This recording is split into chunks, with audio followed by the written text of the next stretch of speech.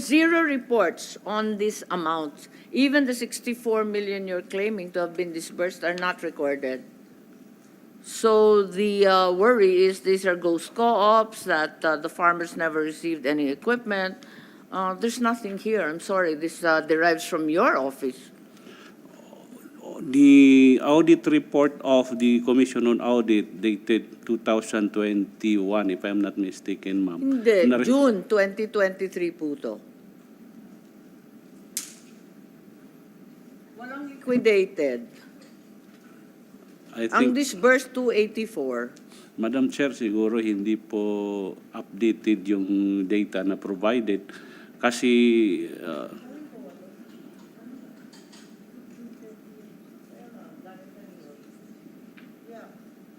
Palagay ko, Chairman Encabo, galing pala ito sa CDE, hindi pala COA.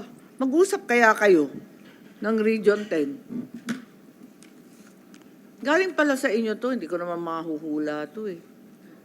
Ayon sa listahan ninyo, ayon sa listahan ninyo, wala naman na-liquidate. Ang laki kaya. Mindanao Peace and Normalization Program. Bahagi ako nitong committee to eh. There's a special committee on Marawi Rehab. And nagsusumikap kami na mabigyan ng pera ang Marawi para bumangon. Subalit, hindi naman kayo nagli-liquidate. Are these co-ops really existing? yes, ma'am. Why is it they can't liquidate? Yung sa Mindanao Kayo Peace, nagbigay nito, CDA, hindi ko galing sa akin. So, can you show me any evidence of these co-ops that they received the machines listed? Are they compliant co-ops? Can you tell me something about Marawi co-ops? Was there any financial assistance provided to Marawi-based co-ops? yes. How much and which co-ops? Directly from CDA? Parang hindi kayo nag-usap.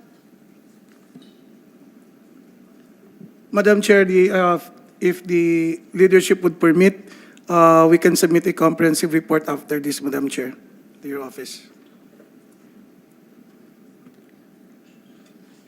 Who is responsible for identifying these co-ops? Madam Chair, sa pagpasok ko po ng CDA, ongoing na po yan. And there is a board resolution Kailan kayo pumasok ng CDA? to 2 years pa po, Madam Chair. Right. Sa loob ng 2 taon, natagpuan ba ninyo itong mga co-op na to? Napunta ba kayo sa Marawi?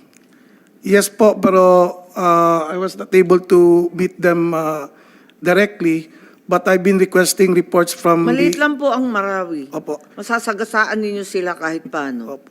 I've been consistently requesting po reports from the project manager since siya Who's po the ang project manager? Director Elias po. Yes, Director Elias, yeah. It's a lot of money to remain unliquidated. Yung, What do you intend to do about this? as for the Marawi Rehabilitation through Cooperativism Project, ma'am, I am very certain that this is liquidated. No, it's not. Where are the liquidation papers? Kanino mo sinubmit? Ang supervising authority mo yung CDA. Yung CDA mismo ang nagsasabi na walang liquidation ni isa eh. Kanino ako aasa nito? Saan ninyo sinubmit yung liquidation, Director Elias? Sa kuha po namin, sa resident Sa auditor. COA ninyo? Yes, ma'am. Bakit sa COA ninyo? Hindi ba ibibigay sa CDA? Hindi, ang management, bali, ang CDA, nagsasubmit ng liquidation documents doon sa Commission on Audit. Ngayon, Hindi, ibibigay mo sa CDA. They will submit to the head office, ma'am. Siyempre, ma'am. ibibigay sa head office Yung- kasi regional head ka, di ba? You receive by COA Regional Office. They have to Okay. submit the head office. CDA muna. Yes. Oh. No, ma'am. The regional office, which is Region 10, will submit to COA Region 10. Okay, so and then, what happened, COA Region 10, I natanggap think- ba nila? I think our COA head office, ma'am, they should submit us the Now, received are copy. you aware of this issue? It's quite a large sum of money. Mr. Ablao, our COA audit team leader, did you receive at the Region 10 COA office the liquidation report of said co-ops from Marawi? Good afternoon po. Ang ano po, ang sinasabit lang sa amin na mga reports, yung audited na ng region. Kaya kung... Teka, you're from Central Office, hindi kayo Region 10? So, na-audit ba yung sa Region 10? Hindi ninyo alam? Hindi umabot sa yung inyo? namin alam. Wala naman pong dumarating na mga reports sa amin. Pero, tsaka di ko rin masyadong ano kasi wala akong data. Anong klaseng management to? CDA doesn't know what's happening in Region 10? Ma'am, I gave directives and instructions sa Region 10 po to comply and liquidate the entire program Right. funds. If, Director Elias, if you're saying these co-ops are real and that this machinery and other assistance was disbursed, can you provide the records, the evidence that in fact this were received, these co-ops are in existence, and that they have been liquidated properly? Yes, ma'am. Kailan? Babalik kami sa Mindanao. Ha? This, Alas 4 na po. hindi, babalik kami. Pero yung Ginuwel- sabi ninyo, maliliquidate mo 64 million lang. Eh, maliit na bahagi yan sa 284. Paano natin ikikwenta yung napakalaking halagang yan? Ma'am, parang hindi rin nagtali yung ano natin sa 284. Kasi base sa actual na release namin sa co-op, we have 3 programs kasi itong Marawi Rehabilitation through Cooperativism, yung Mindanao Peace and Normalization, and the Livelihood Assistance to Co-op Farmers in Conflict-Affected Areas. 3 project po yon. Yung una ay na-release namin sa co-op ay 64,362,000. Yung sa MPIN ay 17,850,000 lang. And yung Eh, saan napuntang pera nito? yun yung base po sa mga Base sa records ng DBM at CDA, tanggap po ninyo. yung MPIN may component dyan na farm machineries na bid out sa central office po. Kaya hindi kasama sa libro namin sa region. At sa by the way, ma'am, before... So, nasa libro ng central office ng alin? Ng CDA? Yes, ma'am. Yung... Nasa libro ng CDA. So, sino ang in charge ng libro ng CDA? Yung Chairman procurement. Encabo, please. Sabi niya, na-bid out daw sa central office, hindi yung daw farm umabot sa machineries, Mindanao. mini rice mill, ma'am. No, Madam Chair. All the Mindanao all the projects that the director mentioned was issued, directly released to Region 10. Before in Region 9, 12, but when Director Elias transferred to Director 10, it was also transferred to Region 10. So all the funds for Mindanao was directly go to Mindanao regional offices, Madam Chair. So, what are you saying? Who's responsible to produce these liquidation reports? It should be the region, Madam Chair. Yeah, that In fact, we have a series of meetings for them to fix all the documents that we needed. But until now, Mr. But Chair, I now think he says he has to go back to Mindanao. nasa Hindi process ninyo pa dala? sila ng liquidation. If I may continue, ma'am.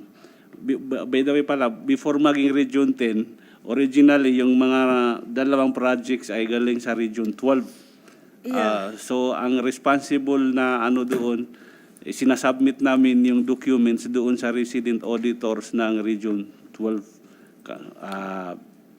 before malipat yung supervision ng Marawi Satellite Office doon sa Region 10. Pasensya, wala akong naintindihan.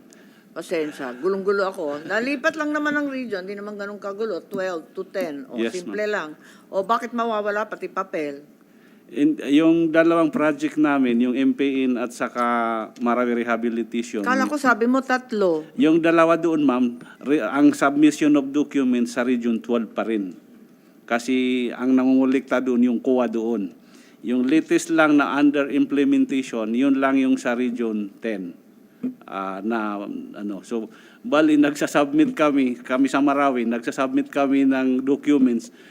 Iba doon sa Region 12, yung iba doon sa Region 10. Parang ang labo naman. Okay, Mr. Ablao, please try and trace from COA, both Region 12 and 10, the records that Director Elias is referring to. Director Elias, you should have those records with you. Kahit 64 million, nasa na? Ba't babalik pa sa Mindanao? Ba't kayo pumunta rito na walang bit-bit na papel? Yan lang naman inaatupag namin eh. Yung Gustong-gusto namin tumulong, pero kapag hindi na liliquidate yung pera, kami rin ang accountable dyan. yung kasing sinasabi ko na 60 plus million ay nandoon sa audit report ng COA Okay, na clear na yon. Please supply that. Yes, Okay, ma'am. COA, please, Director Elias.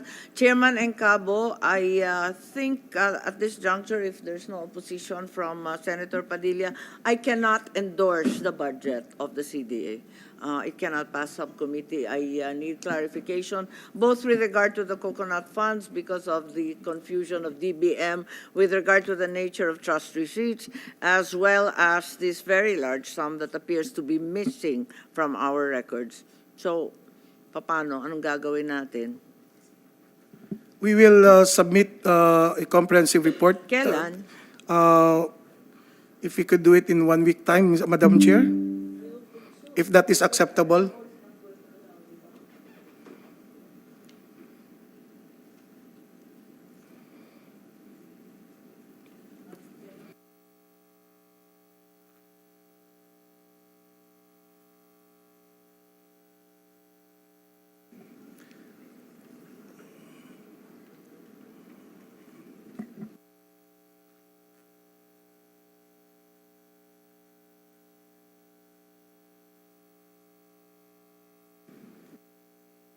Yes, I don't know that we even have the luxury of 1 week kasi nagmamadali sila, no?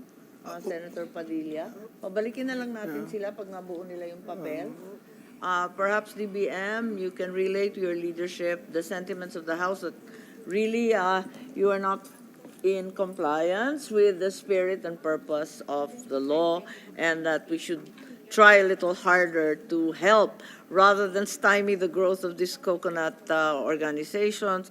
At the same time, Region 10, you're responsible for a very large sum of money for which you can't account at this point. COA, he's now turning to COA Region 10 and saying that you should have the records, but you don't seem to be aware, so please get in touch with COA Region 10 at alamin natin kung ano nangyari doon. And Region 12 as well, sabi niya sa Region 12. Ilang bang region tong hahabulin natin? Ikot-ikot tayo hanggang mabuo natin yung papel.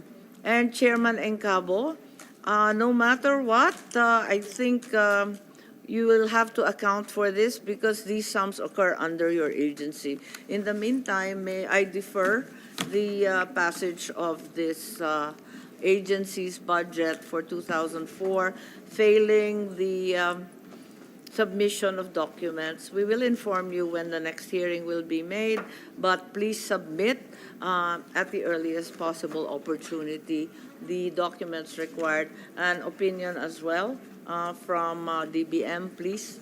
Sulatan ninyo kami na ano ang pinakamagandang gawin para maibalik naman yung pera na talagang karapat-dapat para sa 2022. Okay. Yes, Madam Chair, we will submit to the guidance of the leadership of this committee. Thank you. Sige. Okay, thank